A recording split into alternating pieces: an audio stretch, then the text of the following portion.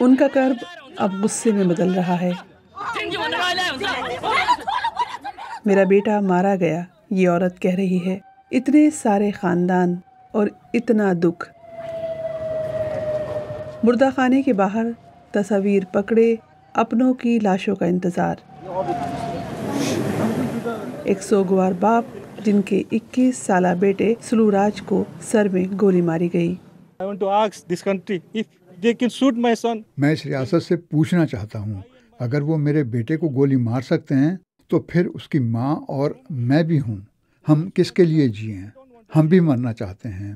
سب کہتے ہیں وہ ربڑ کی گولی تھی، ربڑ کی گولی نہیں تھی وہ۔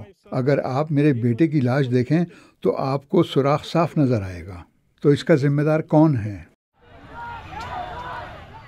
ایک ہفتہ ہوا ہے جب بدعنوانی کے خلاف نکلنے والے ہزاروں مظاہرین کو آنسو گیس اور گولیوں کا سامنا کرنا پڑا تھا۔ This is one of the city's main hospitals. یہ شہر کے بڑے ہسپتالوں میں سے ایک ہے۔ یہ اس جگہ سے زیادہ دور نہیں جہاں احتجاج ہوا تھا۔ اس ہسپتال میں 160 سے زیادہ زخمی لائے گئے، جن میں سے 8 ہلاک ہو گئے۔ بعض زخمی اب بھی ہسپتال میں ہیں۔